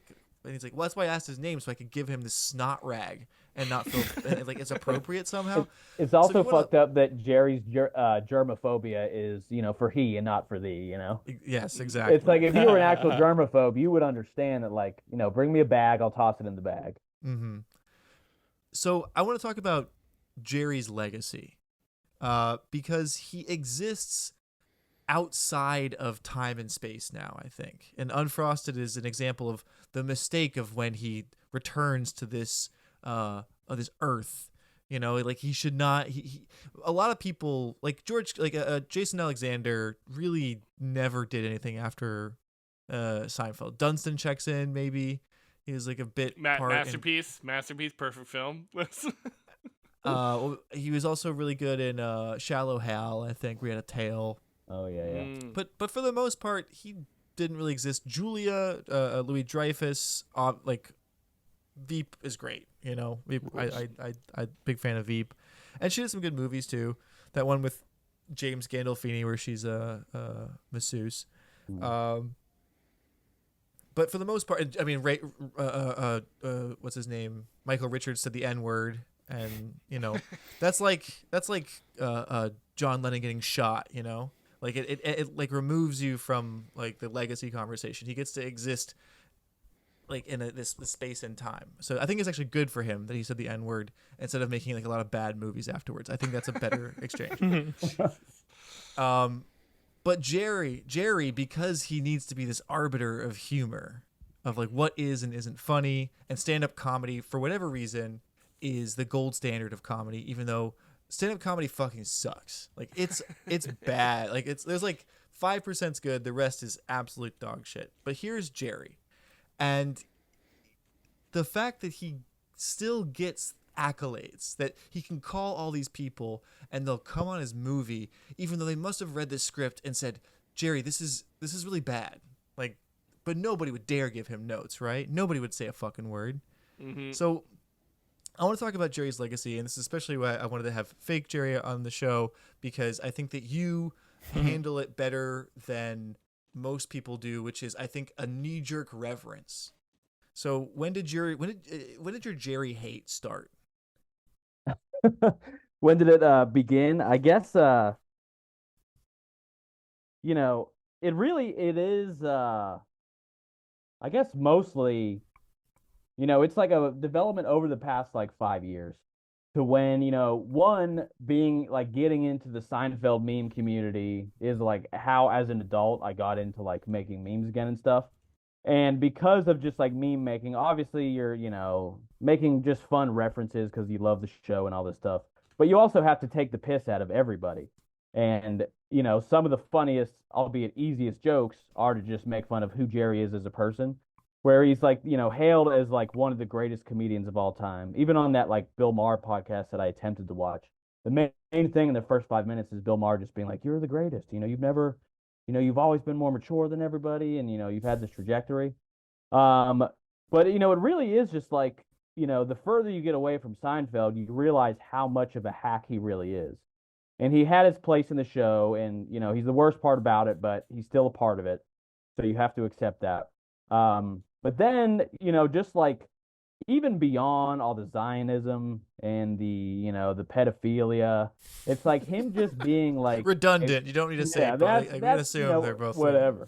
But him just being just like this arrogant piece of shit that has no, ability to truly look inward on himself. Like there's the interview a couple years after the show ended where he's talking to Larry King, and Larry King is like, what you got canceled or the show ended? And he's like, what are you talking about? We had 75 million. We chose to end the show. And he's just so gung-ho about, no, we had the greatest show. Like, we chose to end it. And he just, outside of Seinfeld and after Seinfeld, he's always just come off as just like, like that's probably the biggest argument for him not being Jewish is that like he loves himself. He's got such thin fucking skin. Like thin skin, fragile ego. Mm-hmm. Like don't even imply that we were canceled. Like absolutely. I don't know, man. I'm gonna sound like a fucking right-wing talk show host. Like act like you've been there before, Jerry. Come on. I'd like to actually contrast. Let me contrast actually a couple of different scenarios for you too. Because there was a moment where Larry David hosted SNL a couple years ago, and he's doing the opening monologue, and he's bombing. Mm-hmm. Like, nobody is laughing, and he got himself out of it by using the line, I think this is going quite well, which is, like, a hilarious thing to say in a disastrous situation. And, like, I'm watching Jerry Seinfeld get heckled at that show that you sent us a clip of, Isaac, where, like, people are yelling, like, genocide, like, you're supporting that, like, and what does Jerry do? Like, does Jerry say something like, I think this is going quite well? No. He chooses to say like just to get mad at the protester and deliver this like, oh yeah, you see, the crowd is agreeing with me. Like just this very unfunny line. He said a little Jew hate is good. It's like, go on, dude. Yeah. No, he thinks incredibly highly of himself. And there was another interview on some late night talk show, I sent it in the chat, where he says, my life is amazing. I'm super happy, but I hate everyone and everything. And that is so fucking cursed. Like to say that, to like without any sense of like even self-deprecating. He said it proudly, like he was incredibly proud of himself for feeling this way. Is sociopathic.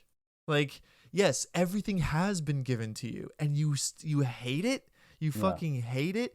He reminds me. I'm doing this job with this billionaire. I'm making a coffee table book for him, and he's this 70-something-year-old guy who was at the cutting edge of computer electronics in like the 60s and 70s, and so it all kind of fell in his lap in a certain way. And he hates the modern world. He hates it so much, and is just constantly complaining about millennials and work ethic. And he asked me if I read Atlas Shrugged and Snowflakes and Looters and all that stuff. And he's just so mad at the world today. And I want to shake him and be like, "This is your world, motherfucker. You made it. I live in your world." And that's how I feel about Jerry. It's like, this is your world here, and you hate it, even though it was perfectly constructed. You didn't stub your toe at all along the way. You didn't take a wrong turn. It was just like a fucking straight shot.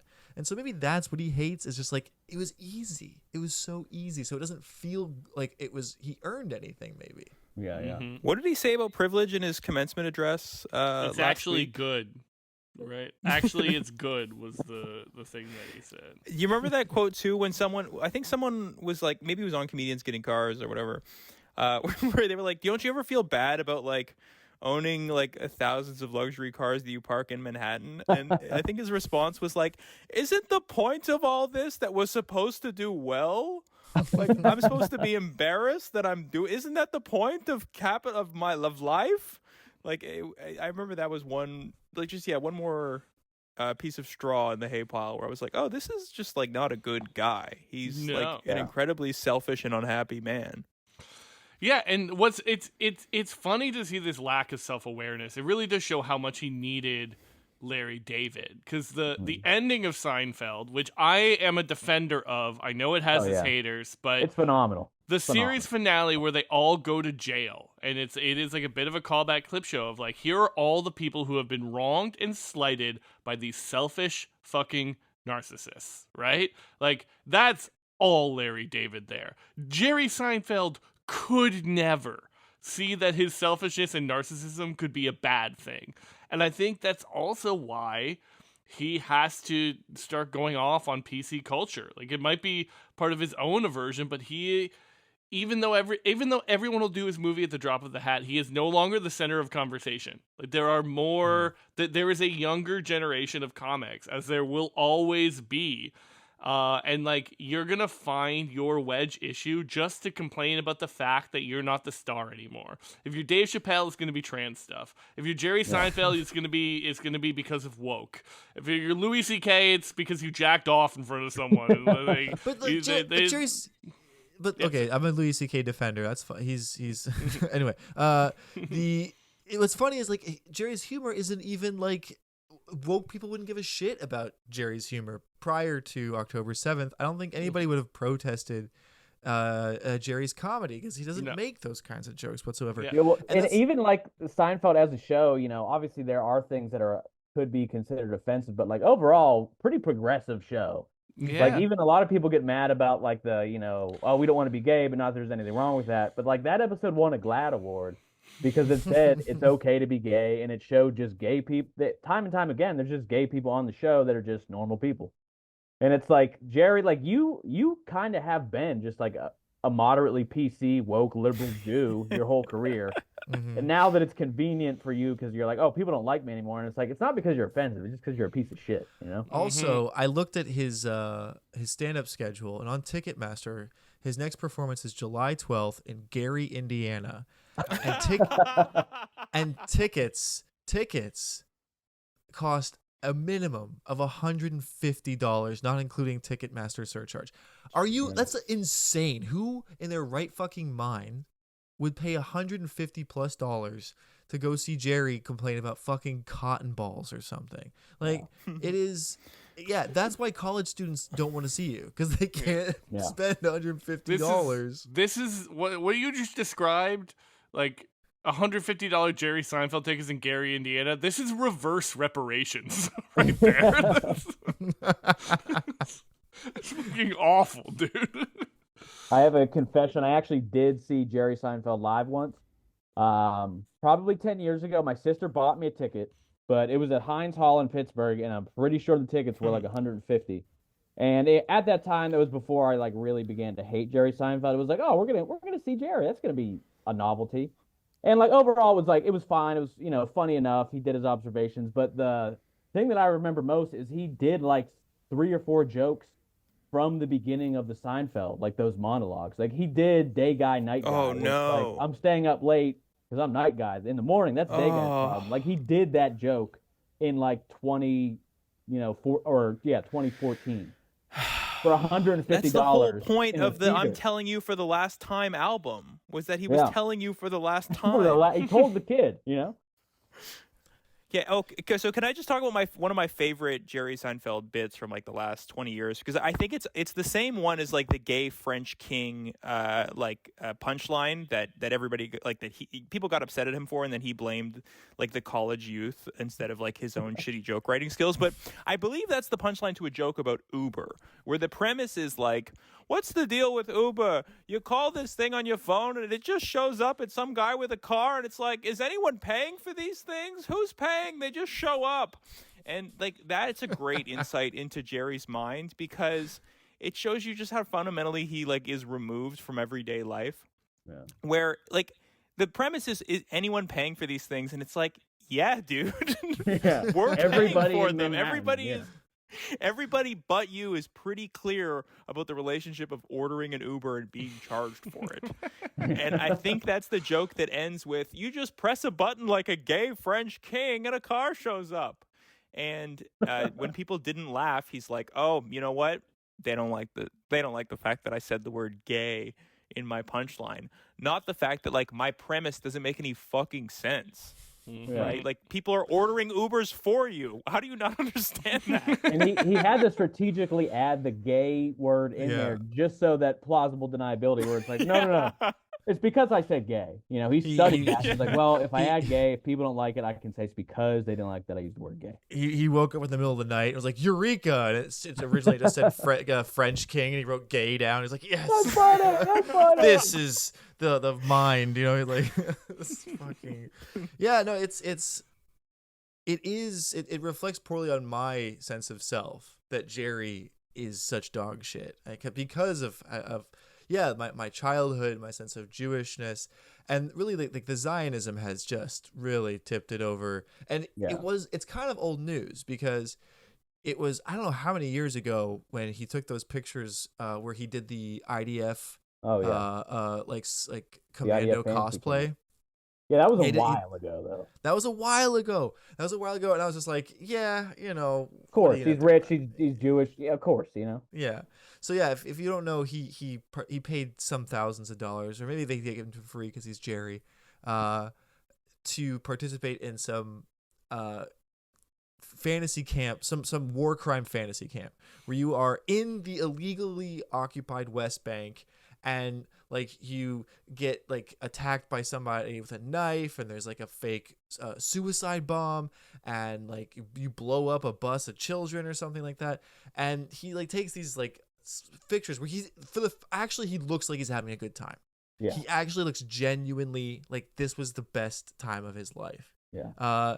And it's only coming to roost now, partly because his wife got very lazily gave $5,000 to the Bear Jews, who were like some anti-protest group, to beat up like UCLA protesters. And she said, "Don't blame me," and Unfrosted coming out at the same time, which has obviously been in the work for years. So I don't think that had Unfrosted come out, I think prior to October 7th, I don't know if people would care so much. Like people would have walked out on his commencement speech. But to give a commencement speech for Duke University after, they should have canceled that after that movie came out, being like, no, we can't, we can't do Guy's it. clearly a fucking failure. Yeah, this is not good. Yeah. But yeah, his legacy is still, it's like Michael Jordan's in a lot of ways. I'll get rid of the Kobe Bryant comparison, but Michael Jordan, if you're a basketball guy, just gets a pass at all times. Every time there's a question of who is the greatest, you say, we don't even talk about Michael Jordan. We're just gonna put that to the side, and then we'll debate everybody else. And I think Jerry fancies himself like Michael Jordan. And there are some similarities there because Michael Jordan, I don't know if you've ever seen his Hall of Fame acceptance speech, but here is a deeply unhappy man. Someone who has no idea how to be satisfied with success. And he's in his speech, he's just calling out the pettiest of grievances of people who don't even they don't even remember their names anymore. But here he is being like, yeah, that guy was a dick to me. Fuck that guy. Yeah, I mean, what's the meme? The meme is, and I took that personally, right? Yeah. The screen cap from The Last Dance. Still. And that's, to me, that shows someone who's deeply, deeply unhappy. And no amount of success could ever fill that gaping hole in their lives. And at least Michael Jordan was really good at basketball. Jerry Seinfeld, and I think he's bitter about this, is he will forever be the what's the deal guy. Like, that is your thing forever. And you will never shed that. And Unfrosted only solidifies it. It is fucking rock solid now because he will never be good at anything else. And maybe he could make like a right-wing turn, and that would be like the best thing he could do for his career.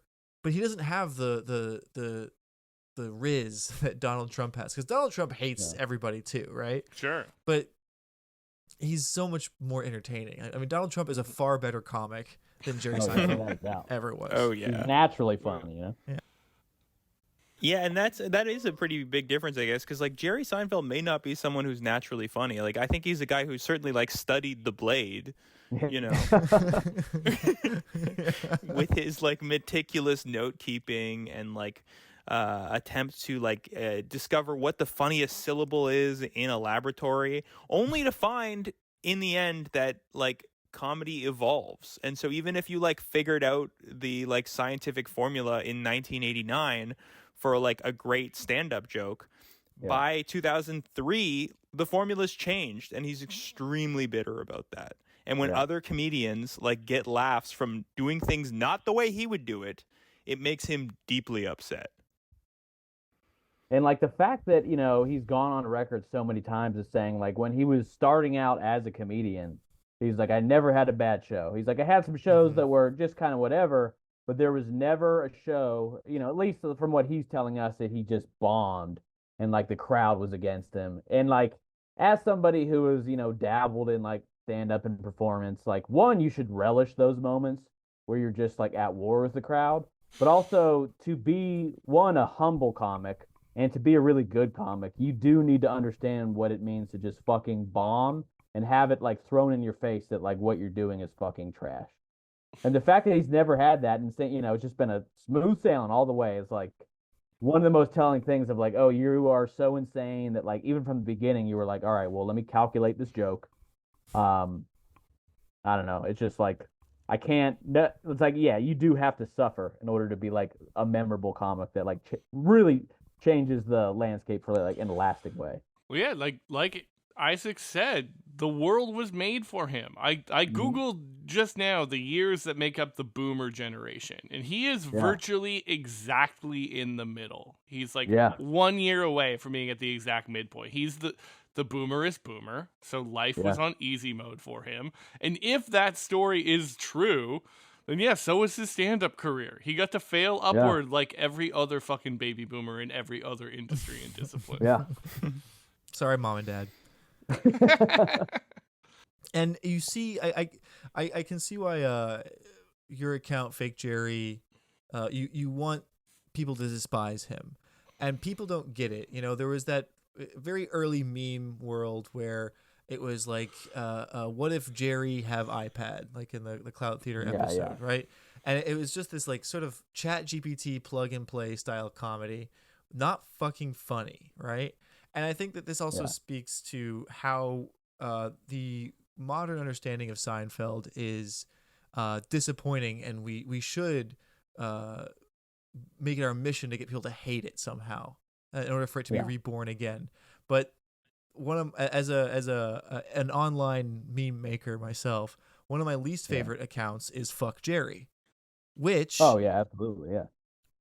it was inspired, quote unquote. I don't know how exactly, but the guy who created it, Elliot Tabele or whatever, said the name is inspired by Seinfeld. I was just watching Seinfeld, trying to think of a name for a Tumblr, and somehow I came up with it. The fuck? yeah. I mean, that unironically, fuck Jerry. So why did that? I don't understand. And if you guys know anything about the Fuck Jerry account and that empire, they just don't make anything. They only steal and repost. Yeah. And if an entity like pays them to sway public opinion, like, you know, there have been like times where you can like measure like, okay, you're posting a lot of like anti-communist sentiment memes, or like you're propping somebody up, because like those companies are just funded by like advertising companies because they have millions of followers. Most of them are like trust fund marketing pieces of shit anyway, and it's just like, you know, and that's the shit that all your normie friends share because it's calculated in like a Seinfeld way to be like, okay, this is what people that don't understand memes but follow meme accounts want to see. Exactly. And it's some of the lowest forms of memes that you can find, but. And they also are they're mercenaries, and Fuck Jerry and their subordinates did that Michael Bloomberg meme campaign. Grape Juice Boys, yeah. Shithead Steve, all those. Yes. I'm calling them out right now. They all did that. They all were on the Bloomberg fucking dime. Tank Sinatra.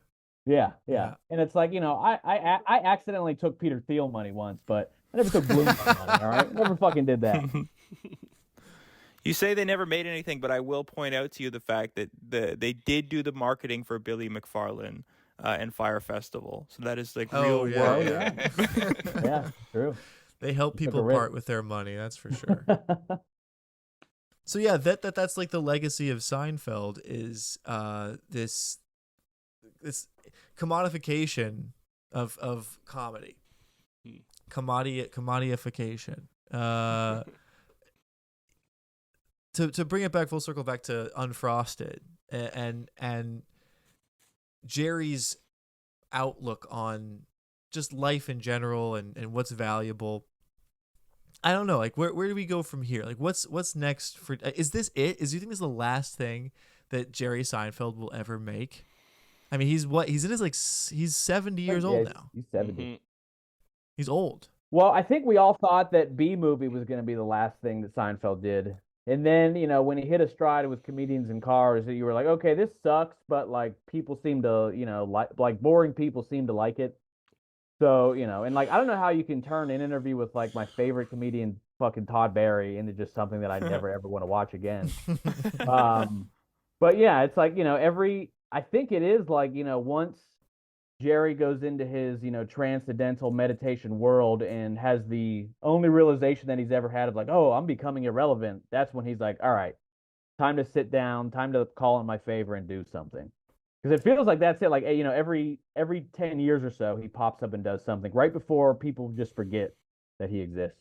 Or like he only becomes, you know, like, because for the longest time, he was only relevant when you're at a hotel late at night and you're like, oh, Impractical Jokers isn't on, but Seinfeld's on all night. I'll watch that. Yeah. And then, you know, now it's like he has to find ways to keep inserting himself into, you know, the modern lexicon. And maybe that's like the true sign of his self-loathing is that he has to keep trying to make something even though instead of being satisfied with like one of the greatest television shows of all time, that you bring up Transcendental Meditation. I do want to talk about that briefly because that is so perfect for someone like Jerry Seinfeld. Oh yeah. Transcendental Meditation is a lot like if you sort of Landmark Forum or the Est or anything like that. Mm-mm. It's like these pseudo New Age spiritual organizations that help rich people feel okay about their money. Yeah. Like they take Taoism and Buddhism and the very nihilistic logic that it presents you with initially, which is just like nothing means anything. Like everything is empty and you fill it with meaning. But stop right there. Like they stop right there at like the nihilism, which is like Buddha didn't. No, you're supposed to keep going. You're supposed to realize that it just loops around infinitely. But no, they want to stop right there at that part where it's like, you don't have to feel bad. You feeling bad about it is your choice. You get to choose to feel bad about it. And so transcendental meditation, which is popularized by David Lynch in particular, is perfect for someone like Jerry. And it's even funnier because I once did a free transcendental meditation seminar, and they introduce all these like nonsensical concepts to you and tell you how much happier you're going to be. And like, now all you have to do is give us $500, like, and we'll tell you your secret mantra. And they'll be like, no, don't Google the mantra. Like, even though it's like available online, like, don't look it up, because that actually kills it. That ruins the surprise or something like that. But it's like right there. You can look at it on your. I paid the $500 just for the record, and I took the TM course. You did? Because my fucking idol Jerry Seinfeld told me I should. You're letting me talk out my ass about this. I only went to the one thing, and I was like, this is stupid. I'm not doing that. Tell me about your experience with transcendental meditation. I mean, yeah, it was exactly how you described it. I mean, it was him and Howard Stern, I think, that like eventually like talked about it enough where I was like, oh, nice. Like, but yeah, I mean, they tell you the secret mantra. What is it? And I mean, I don't know if I want to say Just it do and it. be sued. Because like, I don't feel like Scientologists or whatever, but yeah, it was shitting. You could borrow my lawyer if you want. Oh yeah, you're a fake lawyer. My lawsuit's almost over, so he's all yours. Yeah, and yeah, I mean, I wasn't like, you're supposed to do it 20 minutes a day. It's supposed to feel good. I'm not two times a day, right? 2 times a day. Yeah. Do you do this down in Mexico, Jordana? Just out of curiosity. No, I did this when I lived in San Francisco. Oh, nice. I think that's where they all do it. Yeah. But yeah, in terms of his legacy, I do want to just say that like this is the first time Jerry's really taken an L. I think it's really fair to say that like this is a pretty big public L, and I'm just so excited for the future because I don't think Jerry, like, we know that he's thin-skinned, and I just don't think that he's going to take it well.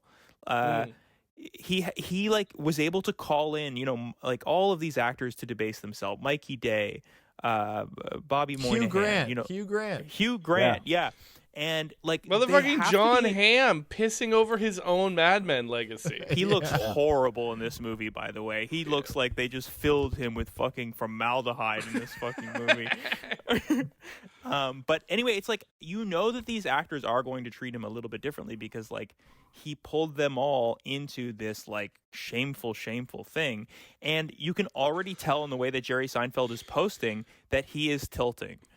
Because after like the Duke students walked out on his speech, he felt the need for whatever reason, and it was clearly done by him because he didn't even like crop it correctly. It looked like a boomer had reposted the story, and the headline was like, actually, Jerry Seinfeld commencement speech was very good, and not that many students walked out. Yeah. And it's like, this man is tilting, and so I'm so excited for the future because I think we're just gonna see like Jerry, like. Just like lash out against for the first time in his life taking an L. Yeah, this is the true beginning of his like just unraveling, and hopefully we can all push it as far as it needs to go.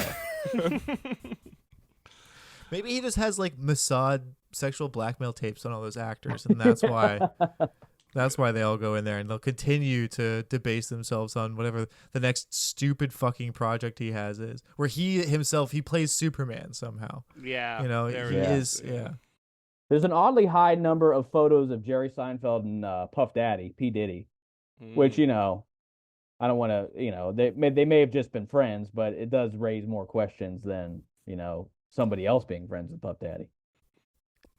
He has a black friend. You're going to give him a hard time for that? Any closing thoughts, guys, on Jerry? Anything else I wanted to say before we... No, I really liked your point about Bob Cabana. You know, like, Passover starts with, like, why this night of all nights? You know? And I really feel like that is kind of the main mistake. And maybe one of the biggest clues that he's not Jewish is, like, you're forced to consider, like, why Bob Cabana of all people? And that he never provides you with any answer. Like, why should we want this man to succeed over someone at Post, other than the fact that it's Amy Schumer. Yeah. But like, there's just no reason to root for this man or his dream at all. Like, from what we know, Post is actually the first one to develop like the pastry. Shouldn't we root for them? Like they steal the formula. In fact. She was the first female CEO in America. And Jerry depicts her as some horny bitch who beats up her assistant and had sex with Nikita Khrushchev. It's like not very kind. Yeah, so I googled Robert Cabana to see if this was based off of a real person, and the closest I could find for why this name is that there is a Robert Cabana astronaut.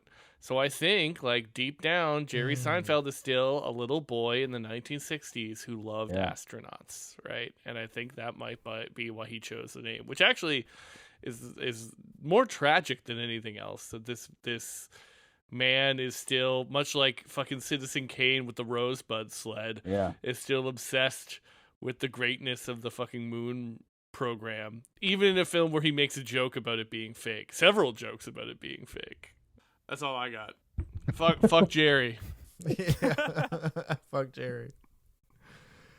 Well, if that's the end of it, fake Jerry, you wanna oh yeah. Well, so it's like the Robert Cabana's character, even in the movie where he's supposedly, like, there's no moral dilemma, but the idea behind the movie is like Robert Cabana and crew are trying to triumph over Post for no reason at all. But even in that movie, it's like Robert Cabana does not really go through anything super strenuous other than the cow farts or whatever.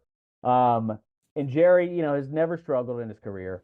And, as a representative for the dissident Seinfeld fans on the internet, what I would like to see is just, fewer Seinfeld accounts giving free promotion to Jerry Seinfeld and promotion to Netflix and the show, and even Unfrosted, because I've seen a lot of that.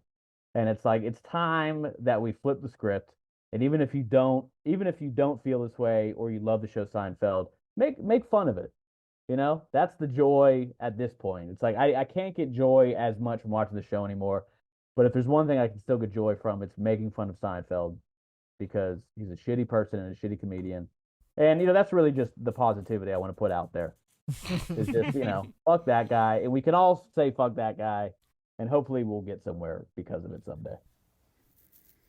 I think that's a great new mantra for Transcendental Meditation is fuck Jerry. Fuck Jerry. Fuck Jerry. All right, guys. Well, here's a chance to plug a little bit more of your stuff, if you care to do that. Yeah, listen to Remember Shuffle. This is our second time coming on to COEXIST Inc. So you've heard our plugs before. We're a 2000s pop culture podcast. Isaac's been on a couple times. We talked Daily Show. We talked 2000 election, which should be dropping within a week. Very excited to hear how I was on that. You were great. You were very funny. Wow. Isaac has a terrific Al Gore impression, which you can hear if you listen to our podcast. I didn't even know I did until it was perfect. Like tempo, tone, everything. Rocked it. Also, I'll just say that if you liked this episode of COEXIST Inc., I would recommend listen. We have an episode on Dane Cook.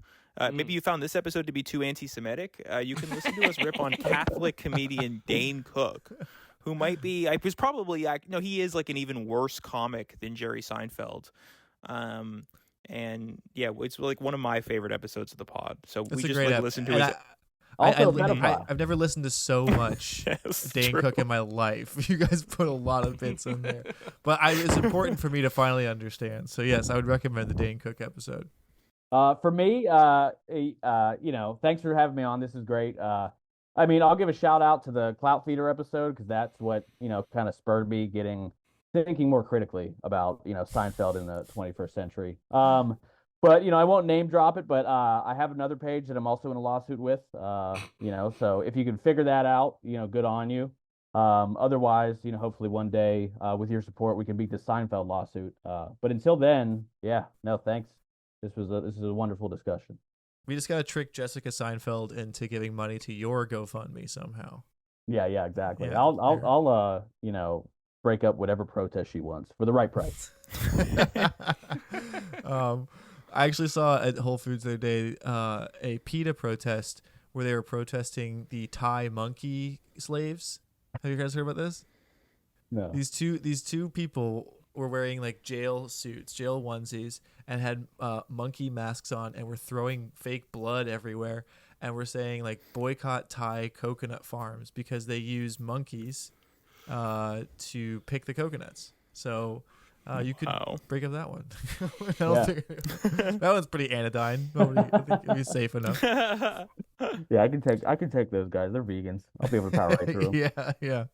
All right, guys. Well, thank you so much for being on the show. No and, problem. Thank you for having us. We'll do it again. Yeah, thanks. Hell yeah.